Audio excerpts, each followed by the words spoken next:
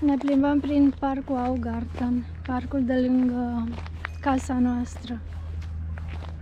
Nu? Uite ce frumos e. Au înflorit toate florile astea. Și copacii ăștia, vezi cum sunt tunși? Tăiați perfect.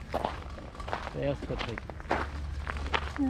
O mulțime de alei umbroase. Astăzi facem un an de când am adoptat un nou mod de viață, și anume postul. În vara anului trecut am decis să devenim vegetariani și să nu mai mâncăm nicio vietate. Că am mâncat destulă carne. Așa că am hotărât să renunțăm la carne și să mâncăm doar vegetale. Și am reușit, ne-am ținut de cuvânt. Ba mai mult, am inclus și postul negru. Deci, tot a doua zi, nu mâncăm absolut nimic, bem doar apă. Dacă calculez, sunt cam 10 zile pe lună în care nu mâncăm nimic. Concluzia după experiența acestui an este că noi oamenii mâncăm mult mai mult decât este necesar pentru a funcționa bine, pentru a avea un organism sănătos, plin de energie și deci băgăm în noi și că trebuie și că nu trebuie.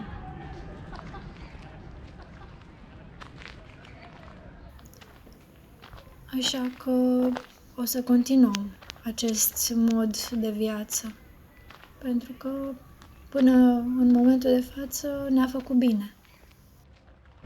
De ce o facem? De ce postim? Asta e întrebarea. La început a fost așa o chestie, mie crescuseră trigliceridele destul de mult, greutatea atât a mea cât și a lui Crisalida nu mai eram mulțumiți cu ea și am încercat să facem sport mult, să mâncăm controlat, am renunțat la zahăr, oricum nu mai mâncăm zahăr de ceva ani buni. Am renunțat, am redus și pâinea albă și așa mai departe, pastele făinoase, biscuiții, dar după ce ne-am apucat, am văzut că greutatea nu mai merge în sus și chestia asta ne-a bucurat foarte tare. Și după aceea am început să citim tot felul de materiale și am auzit de autofagie. Nu știu dacă știți ce este autofagia. Este un laureat al Premiului Nobel pentru medicină, un japonez, care a descoperit autofagia. Și autofagia este un sistem prin care corpul își mănâncă propriile celule atunci când nu-i mai celule bolnave. Deci își mănâncă propriile celule care au o problemă cu sănătatea lor, ca să zic așa, și prin asta devii mai sănătos. Deci ai mai puține celule bolnave pentru că corpul ți le mănâncă. Da, și așa se detoxifiază organismul, nu? Funcționează mai bine.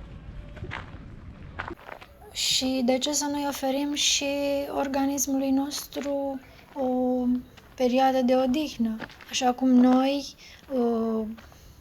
avem nevoie să dormim ca să ne recuperăm, să ne recăpătăm energia pierdută în timpul zilei, așa și organele noastre, fabricuța noastră interioară are nevoie de odihnă.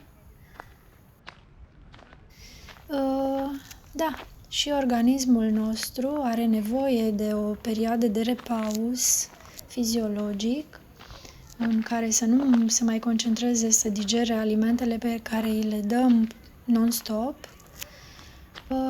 Și în timpul acesta organismul se poate concentra asupra vindecării propriilor mecanisme pentru a repara organele deteriorate și permite organismului să curețe celulele de toxinele și deșeurile acumulate în timp.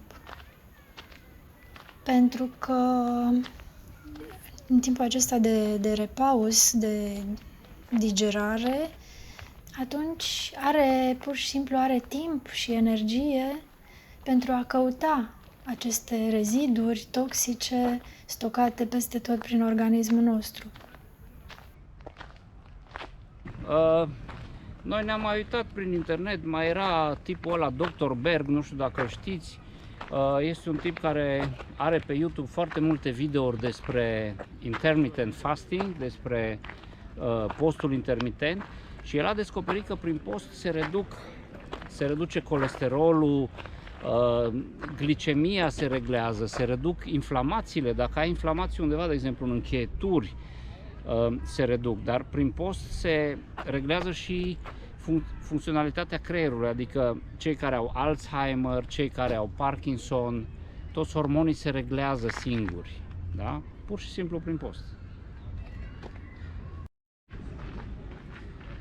După un an de zile de post am descoperit pe YouTube, bineînțeles, că mai sunt și alte persoane. Cum îi zicea? Era un român, acum l-am descoperit de curând. Cezar Elisei, care are un canal de YouTube unde vorbește despre acest post negru. Da, acest Cezar Elisei este un român din Moldova care face tabere de post în România. El ține un post de 40 de zile, dacă nu mă înșel, pe o altă metodă în Rusia. Deci a fost în Rusia și a ținut post 40 de zile doar cu apă și vorbește pe YouTube foarte multe despre avantajele postului. Genial! Da, noi încă nu am ajuns să ținem 40 de zile așa dintr-o bucată, dar nu se știe în timp. Deci, practic, noi mâncăm 3 zile pe... Nu, mâncăm 4 zile pe săptămână și 3 zile nu. Exact. Și azi împlinim în jur de 120 de zile de post negru. Bine, îi zice lui negru, dar eu nu-l văd negru deloc. Păi, așa se știe în popor, nu? Da. Deci, se știe popor așa, dar ne simțim foarte bine, asta e ideea. Deci ce părea că ar fi doar un fel de criză și un fel de, mamă, ce sacrificiu, s-a descoperit că nu este nici de cum un sacrificiu, ci este chiar o plăcere. Deci am ajuns cu mare plăcere să postim.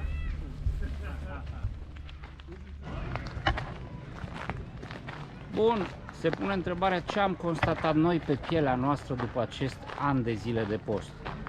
Deci din 365 de zile noi nu am mâncat 120. Ce am constatat pe pielea noastră? Păi tot felul de lucruri. De exemplu, surplus de energie.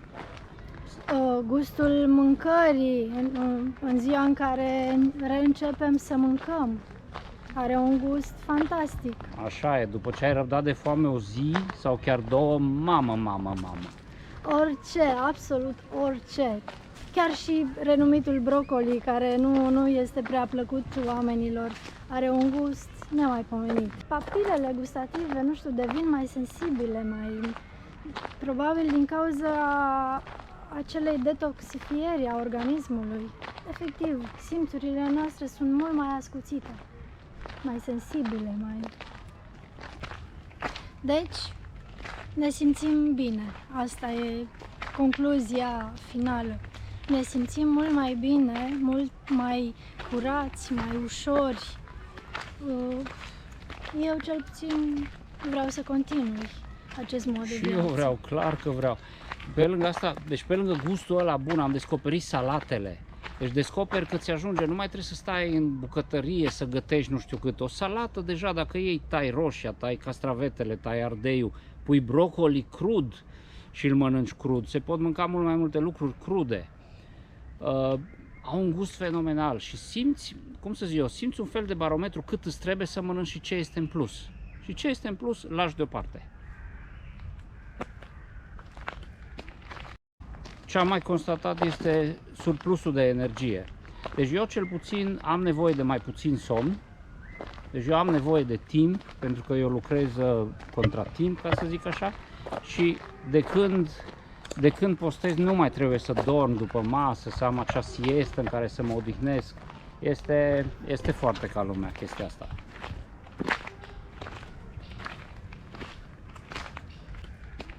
Așa că concluzia este că am postit un an de zile și suntem foarte bucuroși, foarte fericiți.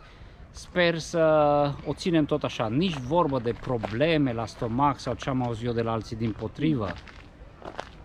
Dimpotrivă, ne simțim mai bine, nu mai simțim balonări, nu mai simțim diverse neplăceri din cauza mâncării. Da, așa e, așa e. Mintea este mai limpede, totul e mai frumos dacă postim, ca să zic așa, decât dacă nu postim. Ce mai? După acest an în care am postit, dacă calculăm bine, sunt cam, deci, 10 zile pe lună post negru, adunate în cele 12 luni. Sunt cam 4 luni de post pe an. E ceva timp, nu? Și am constatat, am simțit pe pielea noastră beneficiile. Da, pierderea în greutate, eliminarea toxinelor, reducerea inflamațiilor articulare, stabilizarea presiunii arteriale. Sunt foarte, foarte multe beneficii. Și pe lângă astea fizice, sunt foarte multe beneficii psihice. Nu știu, gândești mai coerent, mai clar, ești mai prezent. Foarte, foarte multe beneficii. Așa că de ce să nu continuăm? Dacă ne face bine.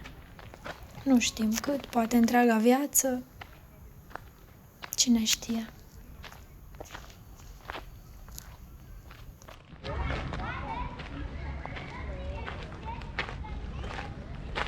Să nu uităm un lucru. Acum 2000 de ani, Iisus Hristos și-a început învățătura printr-un post de 40 de zile. Deci ceea ce acum 2000 de ani acest om a făcut, se dovedește acum 2000 de ani mai târziu de către știință că e o chestie foarte bună.